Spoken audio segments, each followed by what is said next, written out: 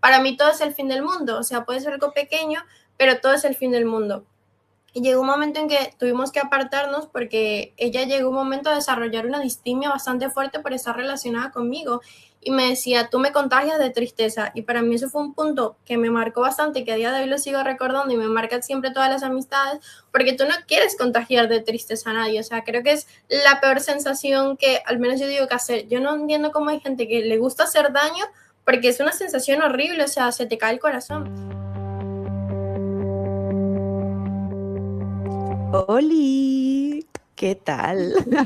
Muy buenos días, llegamos una semana más, las señoras de reuniones. Y bueno, como veis, hoy Regi no me está acompañando, de hecho esto va a seguir siendo así, pero estoy muy bien acompañada con Naibel Morillo, bienvenida. ¡Jujú! Hola, muchísimas gracias de verdad por la invitación y por todo. Estoy súper nerviosa, la verdad. Para mí es un placer enorme poder hablar no solamente contigo, sino porque al final eres una persona que eres muy guerrera. O sea, a mí me encanta todo lo que siempre traes a LinkedIn y eres una gran inspiración. Ay, por favor, gracias, Jolín, no me esperaba yo este inicio. Muchas gracias. A mí la verdad me apetece mucho tenerte aquí y entrevistarte y hacerte muchas preguntas porque te quiero contar primero una anécdota. Cuando yo te hablé para invitarte al podcast, que fue a raíz de un post tuyo reciente, ya lo habíamos comentado alguna vez, pero cuando yo te fui a hablar por LinkedIn para invitarte oficialmente, me sorprendió muchísimo que no habíamos hablado previamente y yo estaba convencida de que sí, o sea, a través de comentarios, o sea, simplemente por la interacción pública, digamos, habíamos llegado a un nivel de conversación que para mí era como que ya habíamos hablado, o sea, no sé si me estoy explicando, me sorprendió muchísimo y creo que eso me pasa con pocas personas, o sea, de poder llegar a que simplemente en comentarios sientas que tienes una relación personal es para mí extraño, ¿no? Y entonces fue como, wow, ya sí o sí, tienes que venir, llevaba mucho tiempo leyéndote, te he visto tu crecimiento en LinkedIn también, me encantan los temas que también traes. Yo he de decir que he sido muy guerrera, ahora estoy intentando calmarme un poco por la cuenta que me trae, porque bastantes problemas me ha traído. Entonces, dentro de mi naturaleza guerrera que existe, ahora mismo en LinkedIn no está siendo tanto mi campo de batalla, pero soy guerrera. Y tú también, desde una perspectiva más sensible y me gusta mucho porque planteas temas, pero igual no desde este punto guerrero que tú me ves a mí, tú también lo tienes, pero con otra sensibilidad, yo creo. No sé, es mi percepción. Así que ahora nos vas a contar un poco. Empezamos con la pregunta de siempre. ¿Quién es Naibel? Bueno, Naibel es muchísimas cosas. O sea, anteriormente diría que Naibel es solamente tristeza, porque al final soy una persona que siempre ha vivido pues triste. Yo tengo una depresión endógena desde que nací. Mi cerebro nació, para decirlo de manera más sencilla, de que no quiero funcionar. Y por más que las cosas vayan bien en mi vida, pues es como que siempre, digamos que yo en el fondo me siento mal. Y cuando me preguntaban ese concepto en médicos o personas o cada vez que hacía amigos, porque al final, por ejemplo, cuando entras al colegio, ¿quién eres? Un nuevo colegio y todo eso, yo decía, es que no sé quién soy. Y a día de hoy me considero una persona que al final he aprendido de tantas cosas que a pesar de que soy triste, me gusta ser triste, pero por el hecho de que he aprendido tanto a nivel de inspiro a las personas y siempre he dicho que uno siempre llega a la vida de alguien para que te enseñen o para que tú aprendas de ellos y afortunadamente yo he aprendido mucho, pero también he enseñado tanto de que la vida, a pesar de todo lo que tú vivas y porque es muy difícil en muchos aspectos. Yo siempre digo que todos vivimos realidades y privilegios diferentes, no nacemos del mismo punto y no podemos tratar a todos como si viviéramos de lo mismo porque es súper injusto. Y realmente eso es Naibel, una persona que al final intenta siempre ser humilde, intenta sobre todo ser empática, porque yo sé lo que es no es ser empático con la gente y sobre todo creo que Naibel es una persona que lee tanto que su refugio es la escritura. Entonces por eso me encanta mucho hablar con la gente porque aprendo y es como que absorbo toda esa energía y es como que Naibel es un cúmulo de tantas cosas que al final no sé qué es Naibel, pero a mí me gusta eso, me gusta ser una persona que a pesar de que todo parezca un remolino en su cabeza, siempre intenta inspirar a otros. Wow, me acabo de quedar loca con lo que, primero que has dicho, ¿no? Con el tema de, ¿cómo lo has llamado? Depresión endógena. Sí, correcto, depresión endógena. Y es por tu naturaleza, tienes depresión. Sí, correcto, porque básicamente, como es la depresión, si no me equivoco, que es exógena, y si me equivoco, perdón, que básicamente la depresión exógena significa que simplemente tienes que medicar para que se regulen ciertos químicos en tu cabeza, pero necesitas que siempre haya un factor externo que te provoque. En mi Como que lo caso, no es active, ¿no? exactamente, en mi caso En no tu es caso fue necesario. el parto fue lo que lo Exactamente, activó. Mi literalmente, niña. yo no quería, de hecho, o sea, de hecho me da muchísima risa porque yo aquí, bueno, no se ve, pero aquí yo tengo una vena que es en forma de una flecha, tipo un ancla, literal parece un ancla de esos de los barcos, porque yo no quería salir del vientre de mi madre y me jalaban tanto que yo no quería salir y por eso siempre digo, es que el parto me traumatizó de alguna u otra Fue manera, el pero sí, en inicio. mi caso yo no necesito ningún factor externo ni nada para sentirme mal, automáticamente siempre estoy mal. Y eso es lo que lleva es que al final pues tengas una vida donde sí o sí te tengas que medicar para básicamente ser regular, poder hablar con la gente, poder tener una carrera o cualquier tipo de cosa. Y es al final algo que tiene muchos prejuicios porque a día de hoy se sigue creyendo que si sufres de algún problema mental, discapacidad o cualquier tipo de cosas, la solución siempre es apartar a la gente de la sociedad, cuando no debería ser así. Absolutamente.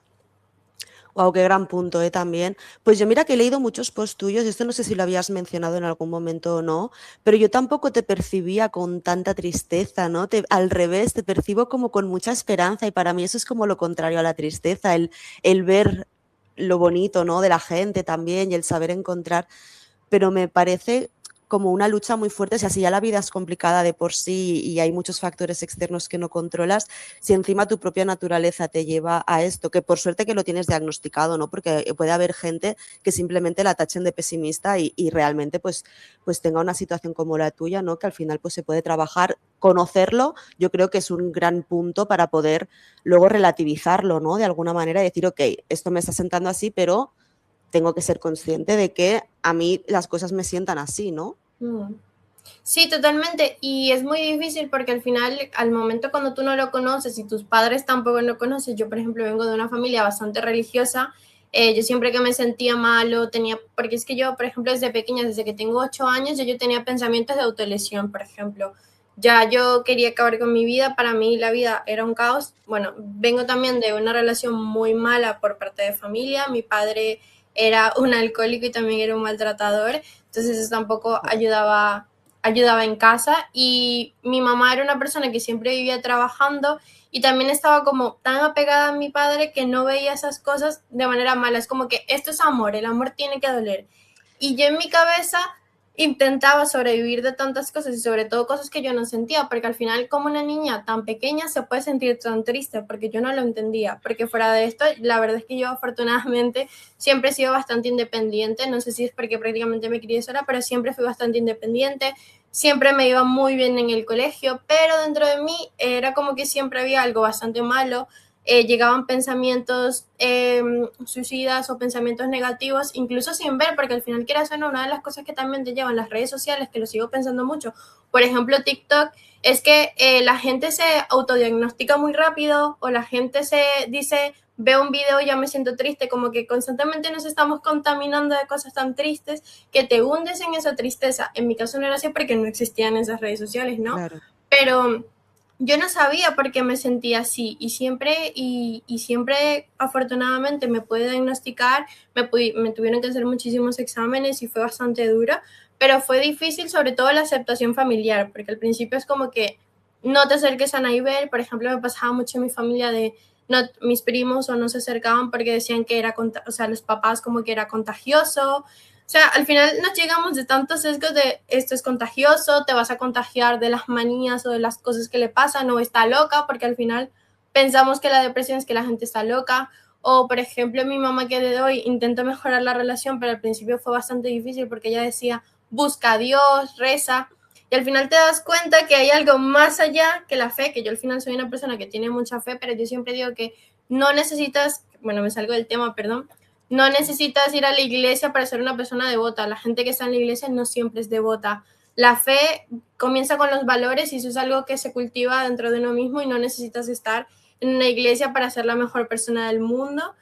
Eso no es Estoy así. absolutamente de acuerdo con eso. Creo que se ha mezclado tanto iglesia y religión que mucha gente no lo sabe diferenciar y no tiene absolutamente nada que ver. O sea, yo soy una persona creyente, pero no me considero afín a ninguna religión. En fin, nos hemos ido un poco del tema, pero es verdad que es interesante también ver cómo, según en qué contexto tú estés, sí, o sea, tú ya vienes con unas fichas para jugar. Hablabas al principio del privilegio, que yo creo que eso es algo que te habrá resonado mucho de mi contenido, porque es algo de lo que yo también soy muy consciente y de lo que yo también me quejo mucho. Y siempre pongo el mismo ejemplo. Si yo como persona blanca soy consciente de mi privilegio blanco y lo puedo ver cómo existe el racismo sin que me afecte a mí porque puedo verlo, también espero que de los hombres puedan ver su privilegio hombre, ¿no? O sea, de que tienen muchas otras ventajas históricas que las mujeres no hemos tenido. En cambio, es un tema donde ellos no ven ese privilegio. Y a mí me gusta mucho hablar de ello, pues de los dos lados, ¿no? Desde el lado de persona que entiendo mis privilegios sociales de una parte, del norte global, bla, bla, bla, ciertas cosas. También tengo la parte de privilegio que me perjudica, ¿no? Que el privilegio que tienen otros sobre mí.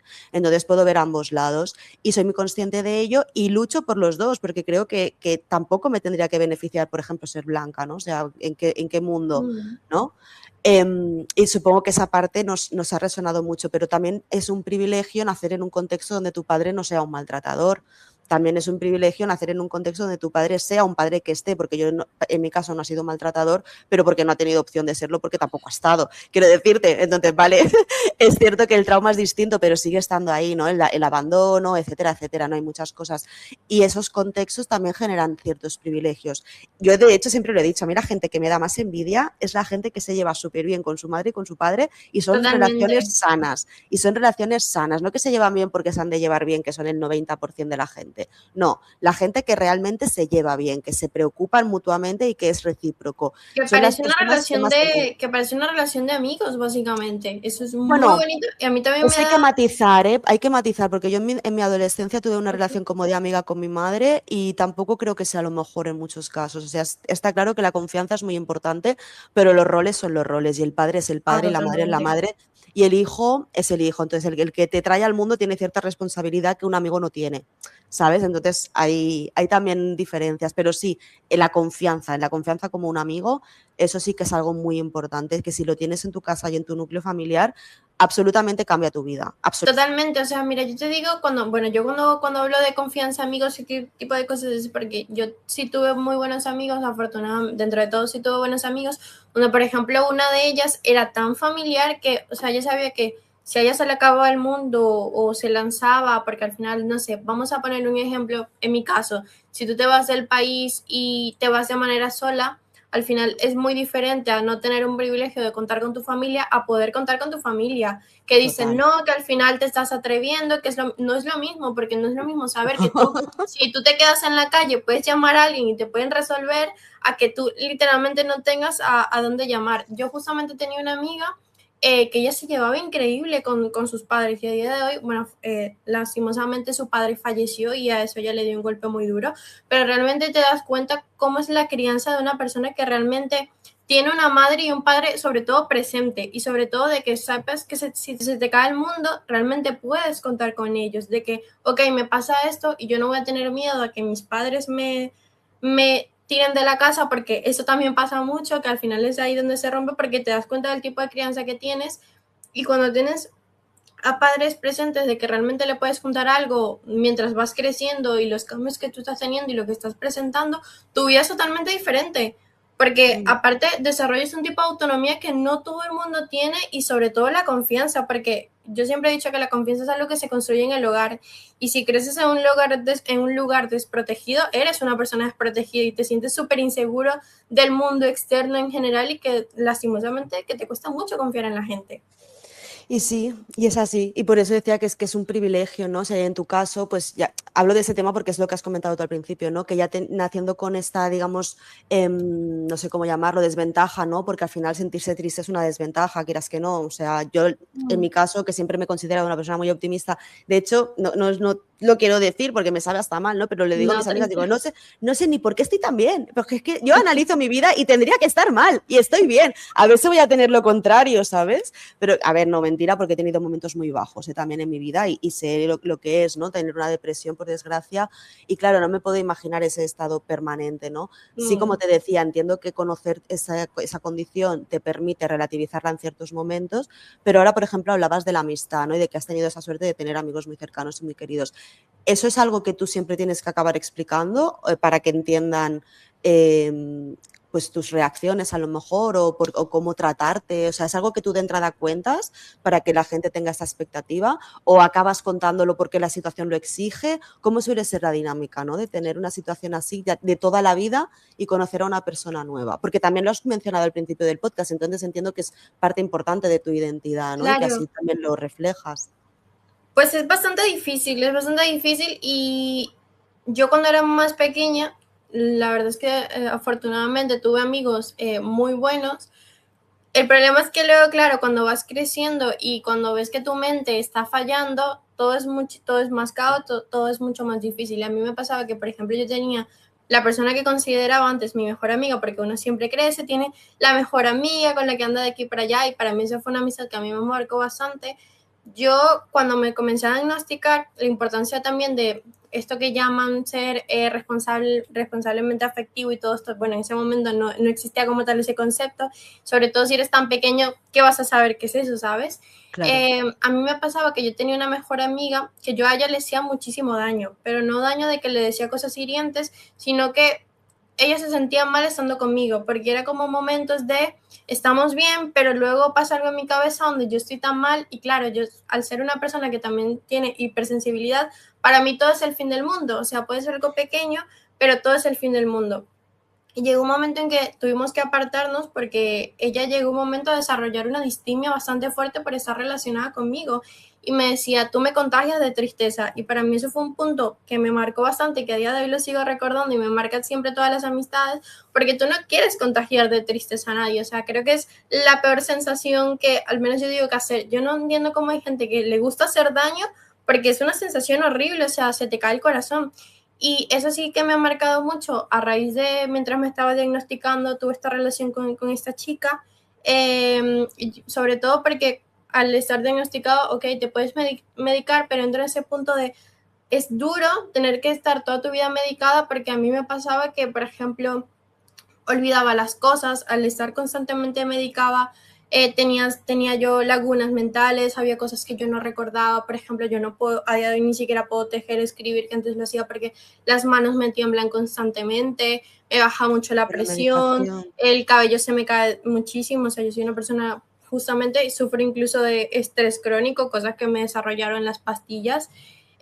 Y cuando llega ese momento donde realmente tienes que ser amigos, que esto fue sobre todo en el periodo de secundaria y bachillerato, sí que es cierto que yo me alejaba muchísimo y cuando realmente veía que alguien tenía interés, sí se lo contaba, sobre todo porque ya no es a lo que va a afectar realmente nuestra amistad, sino cómo se va a desarrollar todo y si realmente puedes ayudar. O sea, me refiero a que al final somos niños, somos adolescentes y no tenemos esa misma empatía o esa misma carga de yo no entiendo que es una, y a mí todo el mundo me decía, yo no entiendo que es una depresión endógena, o se lo decían a sus padres y sus padres lo primero que decían es no te acerques a esa niña porque yo no quiero que seas igual o yo no quiero que te contagies o es un mal ejemplo. Independientemente de que a mí me fuera bien, eso me pasaba mucho. Si bien en Claro. al final terminé teniendo alguna que otras amistades que sí se quedaron, ese vínculo se terminaba rompiendo porque al final yo era una persona que terminaba necesitando espacio o había momentos donde tenía muchísimas crisis de ansiedad o mi depresión cada vez iba peor, aparte también terminé desarrollando un problema alimenticio, que ese es el bucle de todo, de que ya sabes que al final ya no es solamente que una persona se quiera relacionar contigo, sino que esa persona quiera o no, tiene que hacer un esfuerzo para también quedarse, porque tú estás rodeado de tantos pensamientos negativos de que lastimosamente, aunque tú quieres intentar ser amable y sostener a todo el mundo, porque a mí de hecho me pasaba que yo tenía, que le dicen el síndrome del caballero blanco, a mí me pasaba que yo siempre que veía a alguien que tenía problemas, yo me tiraba a ayudarle. Y eso era un problema porque como yo soy una persona que digo que yo creo mucho en la energía y a mí me pasaba que yo consumía muchísimo, bueno, no sé si te pasa, pero a mí me pasaba que al final terminas consumiendo tanto la energía o el pesar de alguien que tú te agotas muchísimo más y es como que le entregas lo poquito bueno que tú tienes de ti a alguien y esa persona como que va mejor, pero tú estás cada vez peor. Y a Ujú. mí me pasó que mientras iba creciendo y a pesar de que yo explicaba cómo me sentía o lo que tenía y lo que padecía, sobre todo porque yo siempre he pensado de que a mí me encantaría tener amigos, yo a día de hoy lo sigo diciendo, a mí me encantaría tener una persona en la que yo pueda llamar en cualquier momento o en la que pueda jugar o con la que pueda salir al parque. Lastimosamente a día de hoy no la tengo de cierta manera, justamente por eso, porque al final es muy difícil que una persona tenga esa responsabilidad que yo sé que también es mía, pero de realmente poder lidiar con una persona que igual tiene cambios tan cambiantes y que aunque se medique, lastimosamente hay cosas que van a ser un infierno para ella o es como esté en un vaso. Y eso fue un problema porque lo que hacía era que yo al final me terminaba rodeando con personas que tenían más problemas que yo le Claro. intentaba solucionar la vida, claro, yo les intentaba solucionar la vida y yo estaba peor, ellos luego Y estaban luego bien te quedabas peor. y yo me quedaba Claro. muchísimo, muchísimo peor. La verdad es que a día de hoy es bastante difícil. Afortunadamente ha llegado a España y sí que he hecho algunas relaciones, pero igualmente es muy difícil porque luego vas creciendo y a mí es algo que me pasa mucho de que luego vas creciendo, te encierras más en ti y por más que intentes estar bien y por más que intentes crecer bien para no hacerle daño a las demás personas, eso también hace que cuando Mm, tengas una amistad o lo que tú quieras, cueste mucho abrirse y sobre claro. todo de que cueste que la otra persona quiera quedarse. Claro. Bueno, yo creo que eso también va con la edad adulta, ¿no? Que cada vez es más Mm, difícil cuajar con todo el mundo y como al final te dan, al menos en mi caso, ¿no? Yo era una persona muy sociable, de círculos de amigos muy grandes y ese círculo cada vez es más pequeño, más pequeño, más pequeño. Es difícil también encontrar esos equilibrios, ¿no? Pero y a nivel profesional, claro, entiendo que eso te lo diagnosticaron en un punto de tu adolescencia, ¿no? Me imagino, ya, o de pequeña. Ya desde pequeña ya me hacían exámenes, porque Claro. aparte de hecho hubo varias terapias de hasta electroshocks y todo, porque son necesarios para ver si había alguna manera de que el cerebro simplemente con medicación se subiera más la melatonina, para también poder dormir mejor, la serotonina y los demás químicos. Mm. Pero al ver que eso no funcionaba, simplemente me siguieron diagnosticando ansiedad generalizada, Y luego medicando. era trastorno límite de la personalidad y ya luego básicamente se dieron cuenta que no tengo arreglo. Pero sí, Bueno, pues apáñate que de alguna manera podrás vivir. Trata de buscar la parte totalmente. positiva, estate moviendo y haciendo cosas. No, porque te quería preguntar precisamente por eso, ¿no? Ya estar diagnosticada de tiempo y demás. Al entrar en el mundo laboral, Mm. ¿cómo fue para ti? ¿Eso fue también, pues, a Fue, la hora de relacionarte y demás? fue bastante, al principio fue bastante difícil, sobre todo porque yo siempre he tenido muy mala suerte con los trabajos. Yo trabajo desde que tengo 16 años, o sea, ni siquiera Mm, que desde que tengo 18, sino 16, sobre todo porque, bueno, yo vengo de Venezuela y llegó un momento que cuando mi mamá y mi papá, pues obviamente se separaron porque la relación ya no daba para más, te das cuenta que el dolor no es amor y pasan diferentes tipos de cosas. Mi mamá llega y se separa de él, nosotros nos vamos a un pueblito de Venezuela y obviamente pues la economía cambia porque ya no, mi papá básicamente era quien más traía dinero a la casa, ya luego en ese mm. momento era mi mamá. Y en esa época donde yo también estaba un poco más pequeña, todavía se seguía luchando mucho por la igualdad de las mujeres, bueno, a día de hoy, pero se sigue Aún se luchando, ducha. sobre Cuando todo estaba en Venezuela. chamita, que tengo una amiga de Venezuela que cuando dice, cuando era chamita, cuando eras Pues chamita. lo que pasa es que Venezuela es un estado súper machista, bueno, un estado, Ya, me perdón, un país súper imagino. machista y el país y el estado donde yo vivía era más machista todavía más, o sea, tú realmente no podías salir, de hecho, en la urbanización donde yo vivía había trata de personas, o sea, era horrible, era permisivo, tú, o sea, nunca estabas seguro en ningún momento y afortunadamente yo No, tuve la suerte. mi mente europea con estas cosas explota. O sea, yo cuando estuve en Argentina, por ejemplo, mi mente explotaba con los perros callejeros, ¿no? Es una cosa que es Mm. súper Y habitual. es súper normal Explotaba. allá. Mm. Explosión mental, ¿no? Pues ahora mismo también, o sea, tú saber que en tu barrio hay tráfico de personas y saber a lo mejor en qué casas los mueven y que se sepa, porque se sabe, porque es el barrio, porque ven la furgoneta, porque tal, vivir en ese contexto, a mí, Es horrible. desde mi mente europea, es que no me peta la cabeza, o sea, soy incapaz de imaginármelo, incapaz. Es que no puedo, Y ¿sabes? sobre todo saber de que tampoco puedes salvarlas y no puedes llamar a la policía porque al final Claro, es gente corrupta, que no puedes hacer absolutamente nada. claro. Y lo único que te queda es intentar no salir de tu casa y siempre estar protegida. Y lo peor es necesitar un hombre para poder estar protegida. Que Uf, eso al final Uf, es horrible. encima, claro, porque te genera una dependencia, o sea, ya de Horrible, por sí es horrible. como, ¿cómo me vas a dejar si te meto en la furgoneta? Si no estoy yo aquí, te meten en la furgoneta, claro. Qué Es que fuerte, tía. es totalmente horrible. De hecho, en mi casa pasaba que teníamos como, bueno, yo siempre fui, a mí siempre me gustaban los animales y lo que hacíamos era, yo siempre rescataba perritos de la calle que la gente abandonaba por no poder darles comida, porque al final eso pasa muchísimo en Latinoamérica, o por tener algún tipo de enfermedad y mi protección era mis perros. Volviendo al tema del trabajo, porque al final creo que tengo tantas cosas que contar, perdón. Y es Vamos a que por yo ello. siempre tuve muy mala suerte con los trabajos, la verdad. Primero porque, lo que te digo, yo vivía en un estado muy machista, yo tenía que trabajar para poder ayudar a mi mamá nunca me lo pidió, pero a mí me dolía ver que la comida no alcanzaba, a mí me dolía ver que mi mamá no podía comer porque tenía que darme comida a mí o quizás no comíamos las dos para darle comida a los perros. A mí me dolía mucho y sobre todo no poder hacer nada y que el país cada vez cayera tanto en dependencia y la gente fuera tan conformista y alabar a gobiernos que al final no hacen absolutamente nada. Y que se conformen con una caja de comida que recibes una vez al mes y que son productos horribles o llenos de bichos o cosas así. Yo no, simplemente nosotros no podíamos vivir en esa situación y yo también quería salir de esa situación porque al final a mí algo que siempre, y yo siempre digo que me mantuvo vivo fue mi mamá. O sea, a pesar de que yo no tuviera una relación con ella, a mí me dolía mucho saber que al ser yo hija única, yo no la podía dejar. Si bien sí tuve muchos pensamientos suicidas y hubo muchísimas veces que sí me quise quitar la vida, yo a ella no la podía dejar sola. O sea, a mí el corazón se me caía, yo digo que tengo un corazón de pollito y por eso siempre intenté hacer todo lo posible como para ayudarla o y si al menos yo estaría viva, ayudarla en todo lo posible. Y pasa que en ese momento yo literalmente los primeros trabajos que tuve, que como tal no son trabajos, fue bañar animales.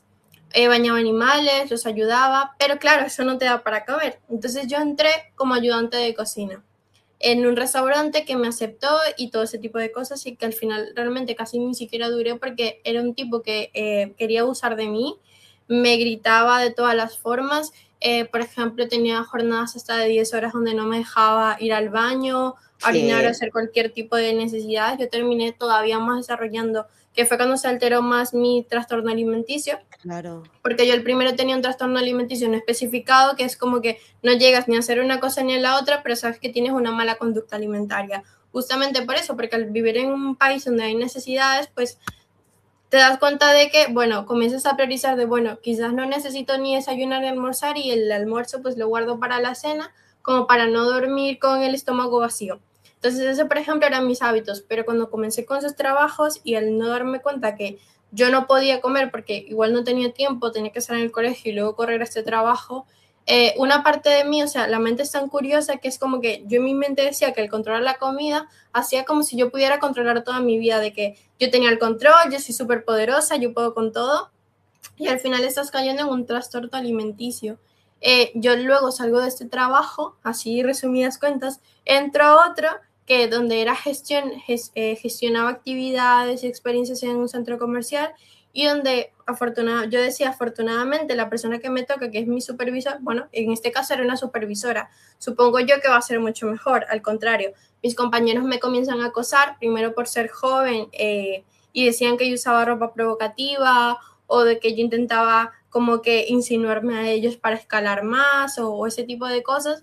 Yo esto se lo cuento a mi jefa y a mí me terminan despidiendo porque supuestamente yo soy una inmadura y yo soy la que le estoy provocando a ellos, que tengo que aprender a resistir, que los trabajos son así, que si tú quieres estar en un trabajo tienes que aprender a, no me acuerdo realmente qué me dijo, pero era básicamente como que tenía que aprender a madurar, que esas cosas no son en serios, y Madre mía. justamente ahí yo digo, yo no puedo más, yo en ese momento estaba estudiando publicidad y mercadeo porque yo de hecho había audicionado, perdón, para estudiar comunicación audiovisual y artes escénicas, porque a mí el cine me gusta muchísimo, igual que la poesía, creo que siempre ha sido mi refugio y siempre ha sido las cosas que lo que es leer y escribir es algo que siempre digo yo que es lo que a día de hoy me mantiene viva, porque es donde básicamente soy yo y yo siempre Mm. lo he considerado un arte muy bonito para expresarse y donde realmente comienzas a ver muchas realidades, muchos contextos, sobre todo las poetas o las poetisas, te das cuenta del dolor que realmente vivía una mujer en muchísimos siglos y todo lo que tenían que enfrentar o saber que si tenía una depresión, postparto, lo que sea, le decían automáticamente histérica y como constantemente estaba en un maltrato la mujer, ¿no? Yo digo que yo me canso, yo de hecho en ese momento yo gané una beca en España para la Universidad de Nebrija, pero tenía que pagar por todo lo que era el trámite y papeleo en ese momento, creo que, no me acuerdo si era 2018 o así, tenía que pagar como 30.000 euros. ¿De dónde sacas una persona de Venezuela 30.000 euros por No, no, ni honorarios? yo tampoco. Yo O tampoco sea, los tengo. es que es imposible. Entonces yo digo, bueno, se acabó. Yo en ese momento no sabía qué estudiar porque realmente lo mío siempre fue el cine y las artes escénicas y yo decía, es que no sé qué hacer. Básicamente no sabía qué hacer porque constantemente estaba teniendo experiencias malas y yo sabía que yo no quería trabajar, o sea, no quería volver a trabajar por allí. Entonces yo al estudiar publicidad y mercadeo, consigo en una de las clases, nos explican todo esto de qué es LinkedIn y todo este tipo de cosas, y ahí yo entro como asistente virtual en una cosa de un colegio. Yo me acuerdo que el primer pago que yo recibí eran $50 mensuales trabajando de lunes a lunes. 50. Y para mí ese era ¿Qué? un dineral, porque yo jamás había ganado tanto dinero en mi vida y yo me acuerdo que el salario básico, el salario mínimo eran $10 en Venezuela cuando la canasta cuesta 400 para poder comer y yo ganaba 50 y yo me creía millonaria y yo no sabía nada de la explotación laboral y ahí fue donde yo me di cuenta que mi relacionarme se me daba fatal porque claro, al ser una persona que le cuesta relacionarse y estar constantemente triste y te sientes insuficiente, yo era muy permisiva. A mí me trataban mal y yo pensaba que siempre era mi culpa. Si a mí me decían que me tenía que quedar más horas, yo lo hacía porque sentía que yo merecía ese castigo. O sea, realmente a mí el trabajo siempre me dio muy duro, sobre todo por los límites y sobre todo porque estás lo que hablamos de los privilegios, de que lamentablemente, y es algo que yo siempre peleo mucho en LinkedIn, que se habla mucho de que tienes que renunciar a tu trabajo por uno mejor, que no puedes vivir con un salario mínimo y lamentablemente según el contexto de todos, por ejemplo, al menos en España, yo soy consciente de que mucha gente no puede vivir con un salario mínimo, pero tú no puedes vender ese discurso de renunciar a tu trabajo si tú no sabes la necesidad de esas personas. Y a mí me pasaba Evidentemente. exactamente, me pasaba eso de que la gente me decía o leía mucho, ¿no? De cuando yo comencé en LinkedIn y tal, de estafas y todo eso que me pasó también en LinkedIn, de que no renuncia a tu trabajo, vas a encontrar ofertas mejores, tú no lo sabes. Y sobre todo una persona que es tan joven, quieras o no, y también siendo mujer, que eso también es una traba bastante grande, yo lamentablemente yo no podía renunciar, no podía renunciar porque yo digo, ok, si renuncio a esto, aunque sean $50,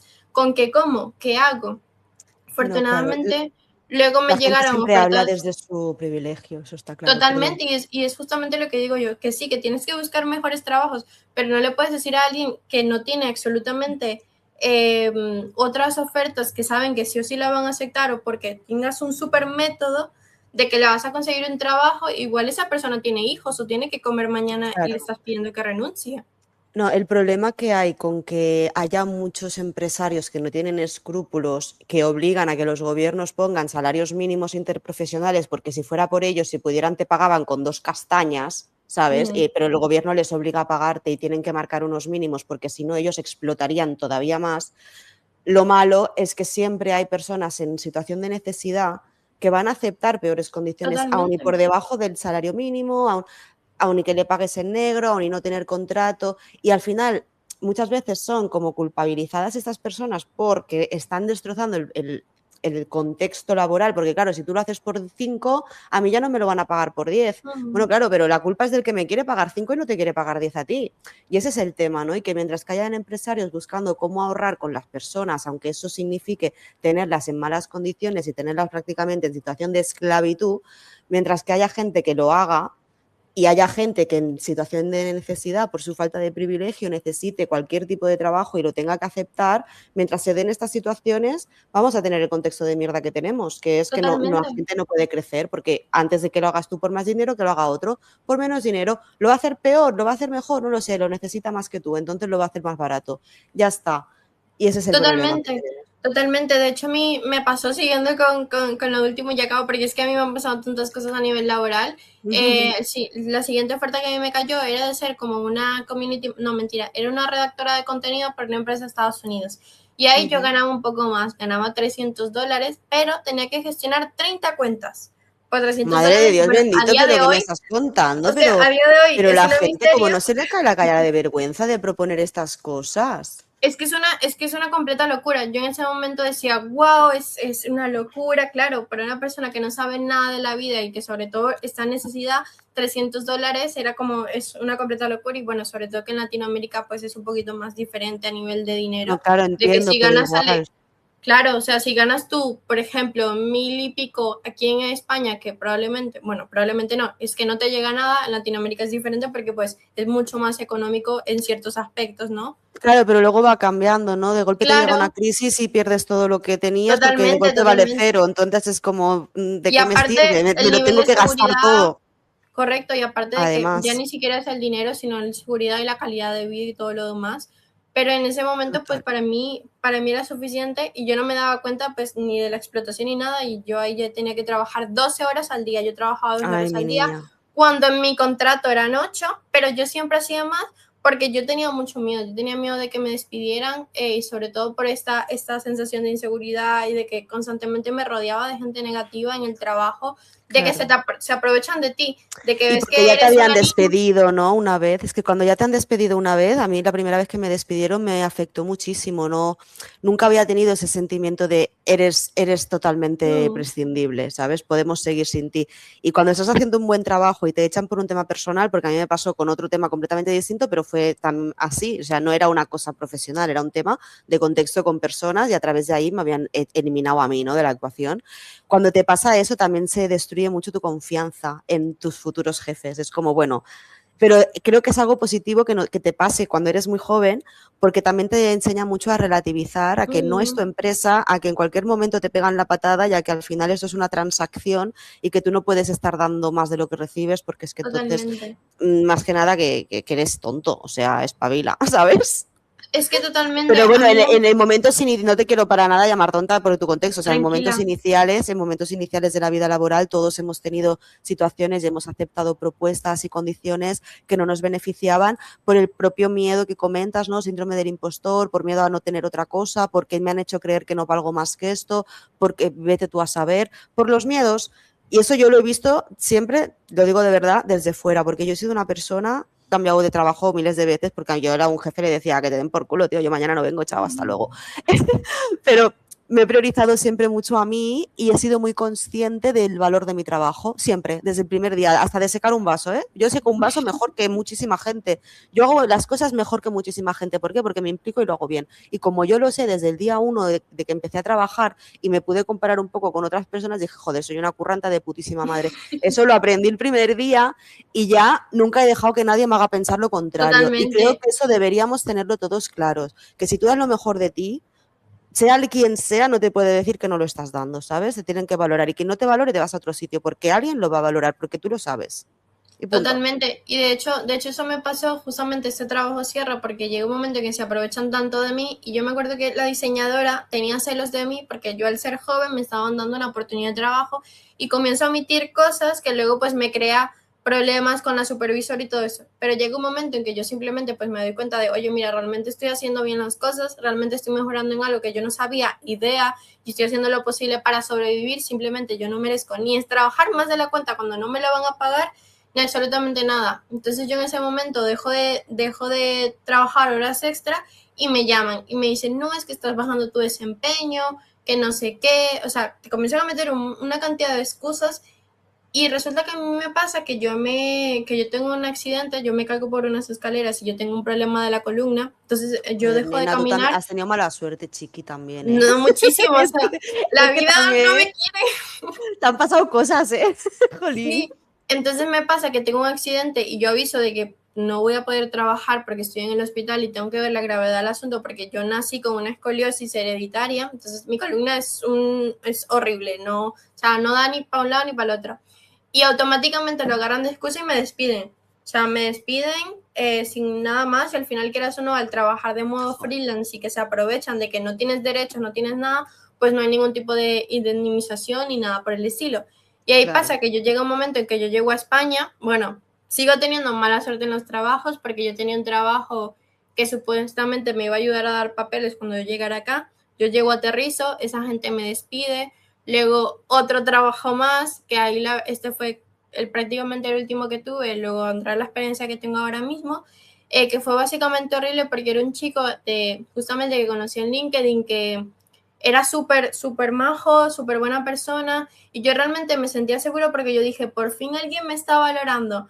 Pero es esa sensación de que cuando alguien intenta caer tan bien, no siempre es bueno. Y al final entré a la empresa y fue un caos porque básicamente era una persona que era súper machista, que me trataba horrible, que total, me insultaba, me menospreciaba, quería que yo estuviera al teléfono a las 24 horas, quería que yo tuviera contrato de exclusividad cuando me pagaba básicamente nada. Y encima me decía que si me veía hablando con cualquier empresa me iba a denunciar en Barcelona por 30.000 euros. O sea, estaba yo amenazada de que yo no podía hacer absolutamente nada. Afortunadamente, pero no digo afortunadamente, me termina despidiendo porque yo comienzo a poner límites porque ya en ese momento yo digo, ok, estoy en un país donde no tengo dónde caerme muerta, pero es que yo no voy a permitir que eso me siga destrozando la autoestima y todas las cosas que he construido Es que de hasta eso es de lo ahora. que se aprovechan esta gentuza, es lo que pasa. Totalmente. Entonces me despiden y bueno, afortunadamente hoy en día estoy trabajando con una chica que realmente que realmente quiere ser mi amiga, que realmente me ha demostrado lo que es una amistad y es una persona que me apoya, es una persona que cree mucho en mí, que me impulsa siempre a salir adelante, a perseguir mis sueños si yo quiero ser escritora o sobre todo que nunca me ha ponido peros porque yo hablo de temas muy concretos en LinkedIn que me ha traído también problemas. O sea, la cantidad de veces que a mí me han escrito empresas diciendo que soy una loca o de que todo lo que yo publico me va a cerrar puertas porque hablo desde la Eso me lo realidad han de dicho a mí muchas muchas empresas veces. y te dicen, tú no puedes decir una mala experiencia porque eso te va a cerrar puertas en LinkedIn. Al contrario, yo creo que al final demuestra mucho lo que eres capaz y demuestra mucho sobre todo tu valor profesional. 100%, estoy 100% de acuerdo. Bueno, mencionar que la señora con la que trabajas es Laura Pérez, que vino también por aquí por el podcast en la temporada pasada, si no me equivoco, y que estás trabajando con ella en Glow Brand, ¿no? Sí, correcto, desde Qué hace unos bien, mesecitos. qué bien. Pues me alegro mucho. Seguro que haréis un super team, que ya lo hacéis, y que bueno, y que esta etapa será mucho más tranquila para tu estado de salud mental, porque seguro que tendrás, bueno, como ya has comentado, ¿no? Pues este equilibrio entre pues una persona que realmente se preocupa por ti, quiere lo mejor para ti, que te impulsa y que te motiva. Y la verdad que me encanta el team que hacéis y me alegro un montón. Y ya hemos llegado a las preguntitas del final. Así que voy a ir a por ellas. La primera de todas, que me da mucha curiosidad, yo creo que va a ser aire o algo por ahí. ¿Cuál es tu horóscopo? Soy Leo. Me cago Yo, en mi vida, tía, me cago en mi vida. Siempre a todo el mundo le digo que es Leo, porque yo soy Leo muy Leo. A todo el mundo le yo digo que soy es una Leo. Leo, yo Y soy por una una Leo vez, pocha. Yo digo que soy una Leo vale, pochísima porque yo de Leo yo no siento que tenga nada. es que yo por una vez que me... Joder, tía, es que siempre a todo el mundo le veo lo Leo, y a ti no te lo he visto y eres Leo. ¿De qué día eres? De hecho, nací en una fecha muy especial porque creo que me habían dicho que como que se abren los cielos a las estrellas. Nací el 8 de agosto, 8 del 8-8. 8, Mm. buah, portal de la abundancia, nena. Qué guay. Pues sí, yo soy muy Leo también, pues no te la había visto, la verdad. He de decir que me da rabia porque si yo hubiera seguido como siempre, que digo, tú eres Leo, pues lo hubiera adivinado en esta ocasión, pero no. Muy bien. Leo, segunda pregunta. Bueno, señoras de reuniones, es un espacio por y para mujeres. Aquí no vamos a invitar a ningún hombre, pero siempre damos un pequeñito espacio para saludar a uno de ellos y de alguna manera pues dedicarles el capítulo y así tengan una pequeña ilusión de algún día poder aparecer. Así que, ¿a qué señor o de LinkedIn, que lo decimos con todo cariño, te gustaría saludar? Pues yo es que a mí me pasa que en el feed casi que leo puras mujeres. La Yo verdad, yo también. tengo un muy buen feed porque me gusta mucho apoyar sobre todo a las mujeres emprendedoras, que la verdad es que yo cuando llegué a España me di cuenta que es muy difícil ser emprendedora y más difícil todavía ser mujer emprendedora. Y es algo que admiro mucho y siempre digo que apoyar e impulsar a otras realmente no cuesta nada. Pero hay un chico que me gusta mucho leer porque es como que trae una vibra diferente, que se llama Carlos Espacios López, creo que es, no recuerdo bien, pero es un chico que siempre, sobre todo, habla de lo que es la igualdad, habla también mucho de trabajos que a día de hoy no se valoran y también sube muchos memes. Y me encanta, me encanta porque la verdad es que es una persona que es bastante agradable y sobre todo bastante empática. Pues lo voy a buscar, mira, no lo tengo en mi red y no lo tenía ubicado, así que a Carlos le voy a añadir ya ahora mismo mientras que hablamos. Y te hago la tercera pregunta, una ¿Ok? señora a la que quieras invitar al podcast y que creas que se lo va a pasar bien. Pues hay dos personas que a mí me caen súper, súper bien y creo que también son muy luchonos en lo que hace y una de ellas se llama, bueno, te voy a decir dos, pido perdón. No, está Eh, bien, perfecto. y una de ellas se llama Natalia Santiago, que ella es una community manager y una social media, que la verdad es que es increíble. Y otra de ellas es alguien que admiro mucho, porque también me ha enseñado bastante, que es Paula Garrofe. Yo creo que esa Ah, chica Paula es... ya vino, Paula Ah, ya tiene su capítulo, pero vino en la temporada 1, que aún no nos seguíamos tú y yo. Paula ya vino, luego te mandaré el link. Paula ok, Garrofe no la había es, visto, por eso dije, te lo mandaré ella en es, su es capítulo. increíble, o sea, a mí me Ella es encanta. increíble. Su capítulo se llama La creatividad, porque eso es Paula Garrofe, es la creatividad en persona y yo la amo, la adoro y sí, tiene su capítulo. Así que perfecto que hayas venido con dos, porque así tenemos a Natalia para poderla invitar a ella. Y ya por último, última preguntita por hoy, ¿qué frase te tatuarías? ¿Qué frase me tatuaría? Uf, es muy difícil porque yo de hecho tengo tatuajes, pero todos son como planetas, cositas cósmicas. Claro, Pero tengo un tatuaje muy, muy especial que de hecho lo está importante es la acompañado con... frase, ¿eh? Lo que queremos es Sí, la frase, o sea, lo tran- importante es qué frase te... No hace falta que te la tatúes, pero dime, dime. sí, sí, sí, pero de hecho va acompañado con este que tengo, que es una casita que tengo aquí, pero yo creo que es Mm. algo que me tatuaría es intenta vivir, porque yo soy una persona que sí es cierto que intenta mucho ayudar a las personas, pero me olvido muy, muy, muy poquito de mí, es como que olvido que es la No vida, eres sobre todo nada para Leo, mí. tía, no eres nada Leo. No, es Cero que yo Leo soy por una tu Leo parte. estafa. Cero Leo por tu parte, o sea, yo ahora que ya también vamos a ser amigas y ya con lo que has dicho antes, una persona a la que puedas llamar siempre, ahora me tienes a mí. Yo te voy a enseñar lo que es ser Leo de verdad. Leo es brillar porque eres el centro del universo. Ya está. Así que Es que sí, por eso intenta digo que, vivir. es porque por eso digo que de Leo es que no soy nada, yo no tengo como esa pasión y esa Ya te agresividad. llegará, ya te llegará. Ya te la contagiaré yo. Pues nada, Naibel, ha sido un placer conocerte más bueno, y que tengas este capítulo de Señoras de Reuniones. Y a los que habéis llegado hasta aquí, pues nada, darle a seguir, compartir y esas cositas que nos ayudan. Nada, muchísimas gracias a ti por la invitación y sobre todo por el espacio. A ti, un placer y seguimos hablando. Chao.